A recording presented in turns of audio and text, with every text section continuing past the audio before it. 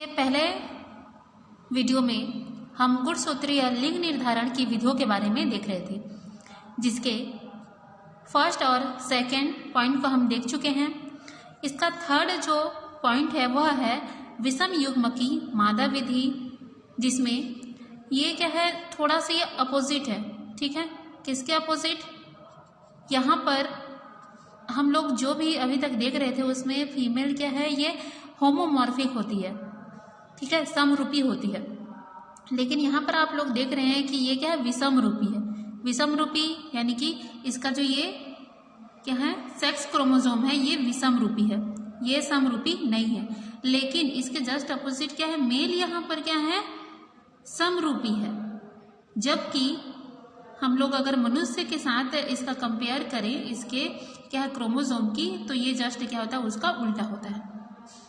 ठीक है, मनुष्य में क्या होता है, फीमेल का जो सेक्स क्रोमोसोम होता है वह समरूपी होता है और मेल क्या रहता है, विषम रूपी। लेकिन यहाँ पर ये जस्ट उल्टा है।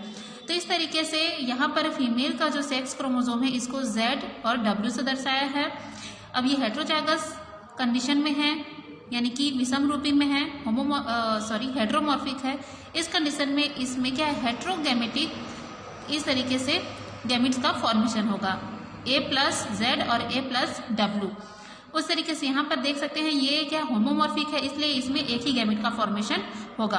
तो इस तरीके से ये इनके बीच क्या है, संयुग्मन यानी कि क्रॉसिंग की क्रिया के द्वारा कितने 50% मेल। बुक में थोड़ा सा यहाँ पर गलत दिया था, ये क्या है, मेल होगा, क्योंकि आप लोग देख सकते हैं AA+Z दिया हुआ है यहाँ पर, जो कि किसको प्रदर्शित करता है, मेल को।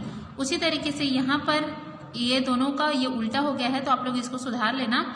ये क्या होगा, मेल होगा 50%, बच्चे क्या होंगे, मेल, ये वाला इसको जिसको को प्रदर्शित करता है ये। उसके बाद है AA+ZW, ये क्या होगी, फीमेल। यहाँ पर देख सकते हैं आप लोग सिंबल। तो इस तरीके से 50% मेल और 50% फीमेल का निर्माण होगा। ठीक है, अब अगला पॉइंट हम लोग देखते हैं, ZO, ये क्या है, female, and ZZ male method. इस तरीके से आप लोग ये देखेंगे तो ये किसमें है, ये तितली में, मौत में पाया जाता है। ये उसके एग्जाम्पल है कि किसमें ये पाया जाता है।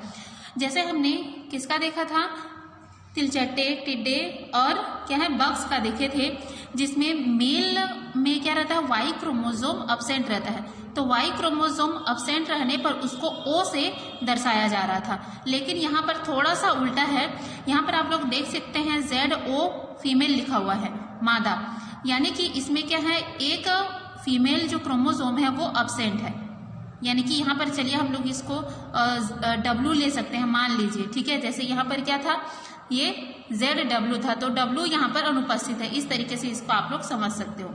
ठीक है, तो अब यहाँ पर देख लेते हैं हम लोग। यहाँ पर मेल क्या है, होमोमॉर्फिक है, फीमेल जहाँ पर एक क्रोमोसोम अनुपस्थित है, जिस तरीके से यहाँ पर W दर्शाया गया है। ठीक है, तो उसके जगह पर इसको O से दर्शा दिए हैं। अब ये हेट्रोजाइगस है, हेट्रोजाइगस में 2 गैमेट का फॉर्मेशन होगा। यहाँ पर भी सिंगल आप लोग बना सकते हो, जैसे इस तरीके से बनाया हुआ है। ठीक है, अगर इस तरीके से इसको सिंगल गैमेट भी बनाते हो या फिर इस तरीके से इसको डबल गैमेट भी बनाते हो, तो भी इसमें क्या है, जो मेल और फीमेल का प्रतिशत है वह सेम आएगा। ठीक है, यहाँ पर इसको 25-25% से दर्शा दिया गया है। लेकिन अगर दोनों फीमेल को आप काउंट करोगे तो ये टोटल कितने हो जाएंगे, 50% ही हो जाएंगे। यहाँ पर ये 50% में आप लोग इसको दर्शा सकते हैं, यहाँ पर 25% में इसको दर्शा सकते हैं। तो दोनों ही मेथड आपका ये इजी है, समझने में कोई दिक्कत नहीं है। ठीक है, आपको कंफ्यूज नहीं होना है कि यहाँ पर इस तरीके से होमोमॉर्फिक होते हुए भी क्या दर्शाया है, Z दर्शाया है, और यहाँ पर भी ये होमोमॉर्फिक है लेकिन 2 दर्शाया है। तो यहाँ पर आपको कंफ्यूज बिल्कुल भी नहीं होना है, दोनों सेम है। ठीक है, तो इस तरीके से आप लोग इन सभी का क्रॉस कराएंगे तो इसमें भी आपको 50% मेल और 50% फीमेल ही ऑफस्प्रिंग मिलेंगे। ठीक है, देखते हैं द्विगुणित मादा एवं अगुणित नर।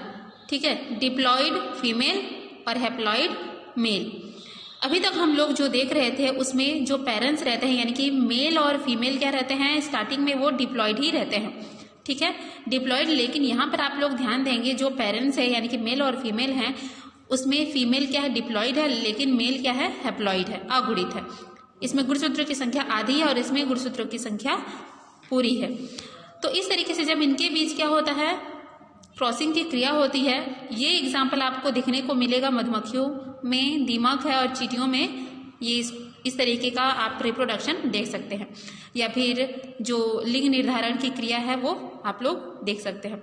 तो देखिए, जो ये डिप्लॉइड फीमेल है, क्वीन है, उससे हैप्लॉइड क्या है, गैमेट का फॉर्मेशन होता है। तो इस तरीके से ये बहुत सारे गैमेट का फॉर्मेशन करती है। और उसी तरीके से ये क्या है, फर्टाइल मेल है। इसमें इसको बोला जाता है ड्रोन, इसको क्वीन बोला जाता है, इसको जो मेल रहता है उसको ड्रोन बोला जाता है। ये फर्टाइल रहता है, ठीक है। ये फर्टाइल मेल इसलिए लिखा हुआ है क्योंकि इसमें प्रजनन की क्षमता होती है, और कुछ मेल ऐसे होते हैं जिनमें प्रजनन की क्षमता नहीं होती। ये जो क्वीन होती है इसी में ही प्रजनन की क्षमता होती है, और बाकी जो फीमेल होते हैं उनमें प्रजनन की क्षमता नहीं होती। उसको भी हम लोग समझेंगे, ठीक है। देखिए, तो यहाँ पर आप लोग देखेंगे जो गैमीट बने हैं वे सारे के सारे यहाँ पर उनमें फर्टिलाइजेशन की क्रिया नहीं होती है। कुछ गैमीट का फर्टिलाइजेशन होता है और कुछ गैमीट जो है वो अनफर्टिलाइज्ड ही रह जाते हैं। तो यहाँ पर आप लोग को एक प्रक्रिया याद आ रही होगी, अनिषेक जनन या फिर पार्थिनोजेनेसिस। तो पार्थिनोजेनेसिस में क्या होता है कि जो गैमीट रहता है, ठीक है, वो बिना निषेचन के ही आगे एम्ब्रियो का फॉर्मेशन करता है या फिर नए जीव का निर्माण करता है। तो यहाँ पर भी कुछ ऐसा ही होने वाला है। देख सकते हैं आप लोग, मैंने कहा आधे, ठीक है, आधे का फर्टिलाइजेशन होगा और आधे का फर्टिलाइजेशन नहीं होगा। तो जिनका फर्टिलाइजेशन होता है, देख सकते हैं आप लोग, जो यहाँ पर गैमीट है, ये अगर इसके साथ फर्टिलाइजेशन क्रिया हो जाती है तो ये डिप्लॉइड क्या है, लार्वी का फॉर्मेशन करता है, ठीक है। डिप्लॉइड लार्वी का ये फॉर्मेशन करेगा। उसके आगे, ठीक है, डिप्लॉइड लार्वी जो है ये फीमेल का फॉर्मेशन करेगी, क्योंकि यहाँ पर फीमेल ही क्या है, डिप्लॉइड है, मेल क्या है, हैप्लॉइड है, ठीक है। इसलिए यहाँ पर ये डायरेक्ट डिसाइड हो जाएगा कि ये क्या है, फीमेल है। अब ये जो फीमेल है इसमें से जो सबसे पहले, ठीक है, जो सबसे पहले फीमेल या फिर जो सबसे पहले लार्वी जो है वो एग से बाहर निकलती है, उसी को ही क्या खिलाया जाता है, रॉयल जेली खिलाया जाता है। ये एक प्रकार का उनका एक क्या है, जेली लाइक मतलब फूड है, इस तरीके से बोल सकते हो, उनका फूड है जो उनको खिलाया जाता है। तो इस कंडीशन में जो सबसे पहले लार्वी या फिर जो मधुमक्खी होती है वो निकलती है, उसको क्या खिलाया जा रहा है, रॉयल जेली खिलाया जा रहा है। तो यही रॉयल जेली क्या है, उसको क्या बनाती है, क्वीन बनाती है, और उसको साथ ही साथ क्या बनाती है, फर्टाइल बनाती है, ठीक है। फर्टाइल बनने के साथ साथ वो उस पूरे झुंड का क्या बन जाती है, वो क्वीन बन जाती है। फिर बाकी जो एग से लार्वी निकलते हैं वो सभी किसका फॉर्मेशन करते हैं, वर्कर का फॉर्मेशन करते हैं। ये वर्कर फीमेल होती हैं जिसमें गुणसूत्रों की संख्या क्या होती है, डिप्लॉइड होती है, और ये स्टेराइल फीमेल होते हैं, यानी कि इनमें प्रजनन की क्षमता नहीं होती है। यहाँ पर जो ये क्वीन बनी है इसी में ही प्रजनन की क्षमता होती है। अगला हम लोग देते हैं कि मेल का फॉर्मेशन किस तरीके से होगा। अब यहाँ पर मैंने बताया था कि आधे का फर्टिलाइजेशन हो रहा है और आधे का नहीं हो रहा है। तो जो फर्टिलाइजेशन जिनका नहीं होता है वही आगे चलकर, यहाँ पर मैंने तीर का निशान दे दिया हुआ है, ठीक है, ये वाले तीर निशान को आपको काट देना है। ये जो तीर का निशान है ये सिंगल ही क्या करेगा, ये हैप्लॉइड लार्वी का फॉर्मेशन करेगा, और यही हैप्लॉइड लार्वी आगे ड्रोन मेल का फॉर्मेशन करेगा। तो इस तरीके से यह क्रिया जो है क्या कहलाती है, पार्थिनोजेनेसिस या फिर अनिषेक जनन, ठीक है।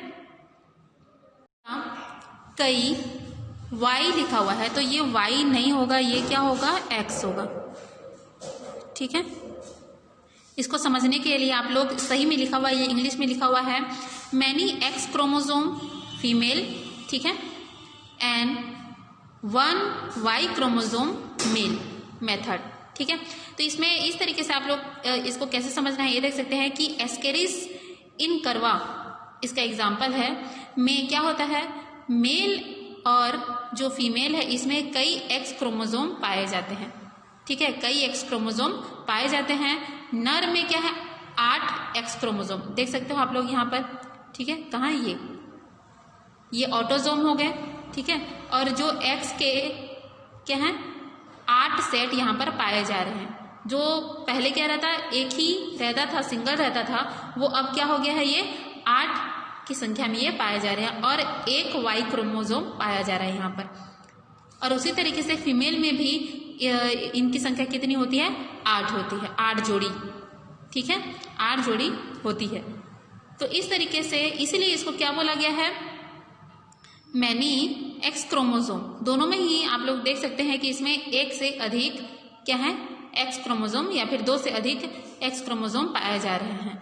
तो इनके बीच जब क्या होता है? क्रॉस की क्रिया होती है तो सेम चीज आएगा इसमें भी कि 50% फीमेल और 50% मेल का निर्माण होगा, ठीक है। अगला देखिए, जीन संतुलन द्वारा लिंग निर्धारण। जीन संतुलन द्वारा किस तरीके से ये है? यहाँ पर एक वैज्ञानिक है, यह जो विधि है किसके द्वारा दिया गया था? Kelvin bridges. कब दिया गया था? 1926 में। उन्होंने बताया कि प्रत्येक जीव में नर एवं मादा दोनों के गुणों का वहन करने वाले जीन पाए जाते हैं, ठीक है। जब मादा गुणों का मतलब जो मादा गुण का वहन करने वाले जो जीन होते हैं उनका अनुपात क्या हो जाता है? अधिक हो जाता है, तो वो मादा क्या है? संतान बनती है। उसी तरीके से अगर नर गुणों वाले जीनों का अनुपात क्या हो जाता है? अधिक हो जाता है, तो उस कंडीशन में वो नर का निर्माण करता है। उदाहरण के लिए यहाँ पर दिया गया है ड्रोसोफिला, ठीक। अगला दिया है उपापचयिक, मतलब इसको आप लोग छोड़ देंगे, रहने देंगे इसको। अगला जो है यह है हार्मोन सिद्धांत। यहाँ पर आप लोग जैसे जैसा ये टॉपिक दिया हुआ है यानी कि हेडिंग दिया हुआ है उसी के आधार पर इसको बताया गया है। अब देखिए यहाँ पर हार्मोन सिद्धांत है, यानी कि ये पूरा कॉन्सेप्ट किस पर बेस्ड है? हार्मोन्स पर। एग्जाम्पल को आप लोग देख सकते हैं, मतलब ये हार्मोन सिद्धांत ये दिया गया था, मतलब यहाँ पर आपका वैज्ञानिक का नाम नहीं दिया हुआ है, ठीक है।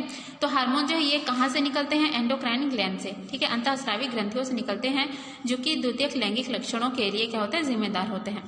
तो इसी के आधार पर सिद्धांत को माना गया है कि लिंग निर्धारण का कार्य भी ये करते हैं। लेकिन अभी का जो मतलब आधुनिक मत के अनुसार क्या है? हार्मोन साधारणतया लिंग निर्धारण का कार्य नहीं करते हैं, यानी कि ये थ्योरी क्या है? अभी के कंडीशन में ये लागू नहीं होती है, परंतु कभी कभी क्या होता है? इस प्रक्रिया को प्रभावित कर सकते हैं। ये पूरी तरीके से जो हार्मोन होते हैं वो लिंग निर्धारण की क्रिया को प्रभाव नहीं करते हैं, लेकिन कभी कभी ये क्या है? इस क्रिया को प्रभावित कर सकते हैं। उदाहरण के लिए यहाँ पर आप लोग देख सकते हैं कि एक क्या है? गाय के 2 बच्चे, जिसमें एक क्या होती है? मेल और एक फीमेल होता है, ठीक है, जिसमें इस विधि को बोला जाता है स्वतंत्र मार्टिन या फिर फ्री मार्टिन भी इसको कहा जाता है। दोनों एक ही क्या है? ब्लड कैपिलरी के द्वारा जुड़े रहते हैं। इस कारण आसानी से रक्त एक लिंग से दूसरे लिंग में चला जाता है, ठीक है। इसको समझ रहे हैं आपको? दोनों जो मेल और फीमेल यहाँ पर गाय के बच्चे हैं वो आपस में किससे जुड़े हुए हैं? ब्लड कैपिलरी के द्वारा जुड़े हुए हैं, जिसकी सहायता से एक लिंग से दूसरे लिंग में उनमें क्या है? ब्लड जा सकते हैं। डेवलपमेंट में मादा से पहले नर पैदा होता है, ठीक है। जब विकास होता है तो सबसे पहले मेल जो है ये पहले डेवलप हो जाता है, इसलिए उसका मतलब वो उसका बर्थ पहले होता है। लेकिन प्रभाव पहले क्या है? किस पर पड़ता है? मादा पर पड़ता है। पहले पैदा क्या कौन हो रहा है? नर हो रहा है, लेकिन उसका प्रभाव पड़ेगा फीमेल पर। और इसी कारण क्या होता है? कुछ आंशिक लिंग में क्या है? विपरीत परिवर्तन होते हैं। तो ये किसके कारण होंगे? हार्मोन चेंजेस के कारण होंगे। यही हार्मोन जो है इसका पूरा कॉन्सेप्ट यहीं पर बेस्ड है, ठीक है। उसी पर क्रेडिट चला जाता है कि हार्मोन ही इसके लिए रिस्पॉन्सिबल होगा, जो कि लिंग निर्धारण की क्रिया को देख सकते हो आप लोग। जो पहले फीमेल थी उसको किस में कन्वर्ट कर देता है? वो मेल में कन्वर्ट कर देता है, ठीक है। आंशिक रूप से लिंग में क्या है? विपरीत परिवर्तन शुरू हो जाता है, और जब बच्चा पैदा होता है तब वह नर होता है। यह हार्मोन का प्रभाव दर्शाता है। तो इस तरीके से ये हार्मोनल सिद्धांत को बताया गया है। लेकिन अगर अभी की कंडीशन में इसको देखा जाए तो यह पूरी तरीके से क्या है? लागू नहीं होता है कि यह लिंग निर्धारण का कार्य करती है।